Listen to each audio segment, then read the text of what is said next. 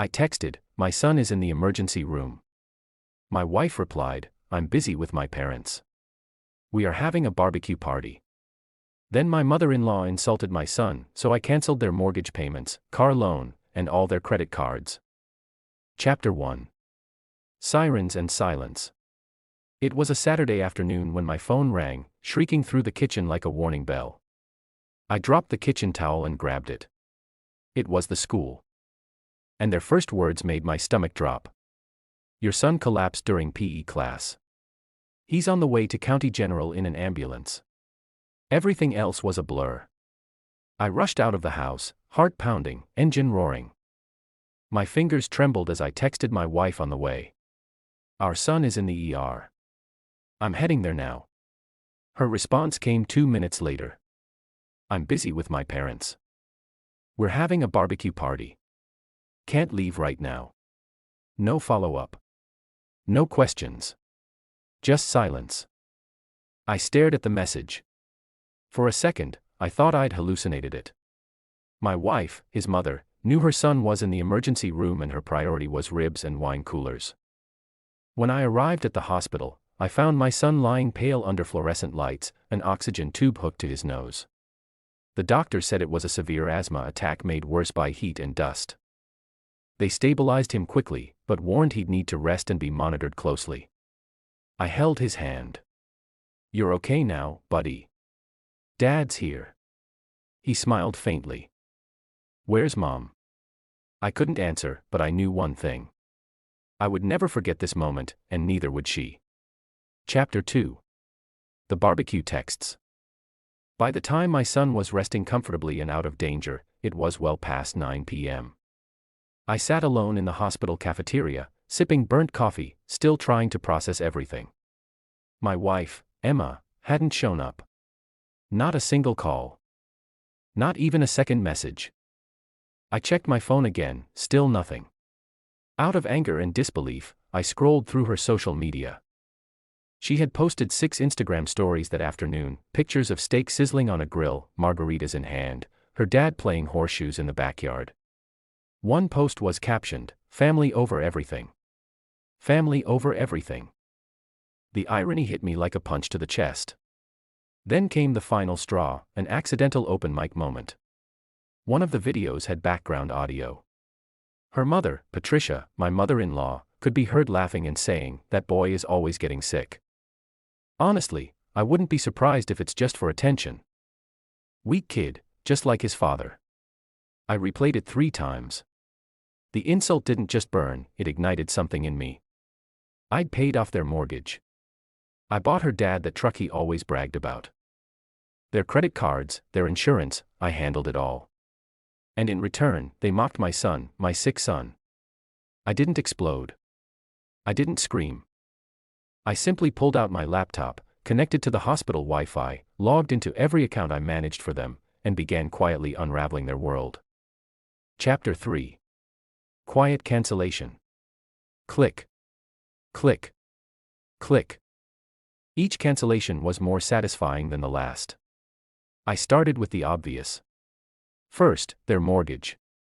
I'd co-signed the house for them 5 years ago, setting up autopay from my business account. A few keystrokes later, I removed the authorization. Second, their car loan. A silver Lexus SUV they paraded around town in. Monthly payments. Gone. The bank would contact them within a week. With a few missed payments, it would be repossessed. Quietly. Third, their credit cards. All 3 were tied to my master account. I didn't just freeze them. I revoked them, triggering instant deactivation. Then came the subtle part: insurance, health, dental, even their luxury life insurance plan that I'd generously paid for as a family gift, gone. I had no legal obligation to continue funding it. The moment I canceled, an automated notice would arrive in their inbox the next morning, but I wasn't finished. Emma's phone was still on my plan. Her data, cut. Her device access, removed. Her Apple ID password, changed. She'd still be able to scroll Instagram until the signal died mid-selfie. By midnight, I had a draft saved, a calm, detailed letter, not to them, to Emma's younger brother, Andrew.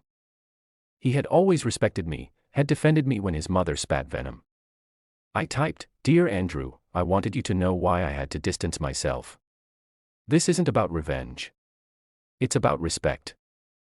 I've always treated your family as my own, but after what was said about my son during a medical emergency, I can't continue to support people who treat illness like a joke. I hope one day you'll understand." Then I closed my laptop. That night, as my son slept peacefully beside me in his hospital bed, I realized something important. I wasn't just cutting them off financially, I was freeing myself emotionally. But they wouldn't feel that freedom just yet. They'd feel the consequences first. Chapter 4. The Panic Parade. The next morning began quietly, on my end at least. I grabbed coffee from the hospital cafeteria, returned to my son's room, and sat by his bedside. His fever had broken. His breathing had steadied. The doctor assured me he'd be fine with rest and observation. My phone, however, was anything but calm. 7:18 a.m. Emma called. I didn't answer. 7:19 a.m., her father called. Declined. 7:22 a.m., mortgage payment failed notification hit their email inbox. 7:23 a.m., Emma again. Voicemail left. I didn't bother to check. 7:27 a.m., her mother messaged, "Did you cancel the credit cards? We're at the grocery store," and they all declined. I took another sip of my coffee, smiled. By 8:00 a.m., the group chat I'd long been a part of titled, "Family First," erupted into digital chaos. "Emma, what the hell did you do? Are you insane? You're ruining everything." Her father, "You've always been overly emotional. This is taking it too far. Grow up." Her mother, "You ungrateful little man, we took you in like family." I waited 10 minutes, then calmly typed, "My son was in the ER. You were throwing a barbecue, and your wife, my wife, couldn't even show up. You showed me exactly what family means to you, so now I'm showing you what I no longer owe. Send." It felt like exhaling a decade of swallowed pride. Later that afternoon, a nurse tapped my shoulder. "There's a woman in the waiting area asking to see you," she said.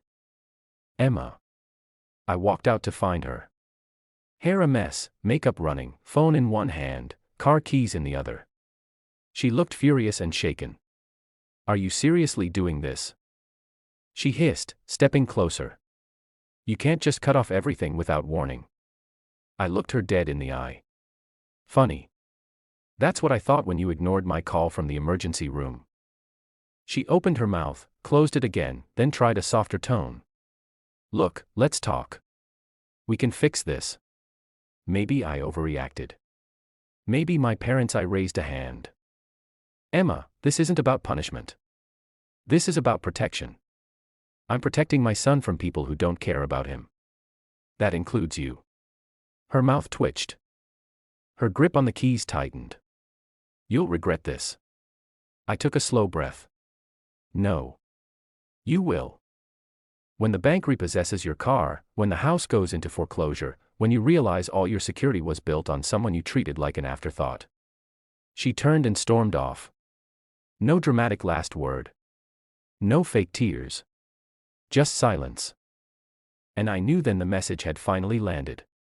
Chapter 5. The collapse begins. 2 days passed.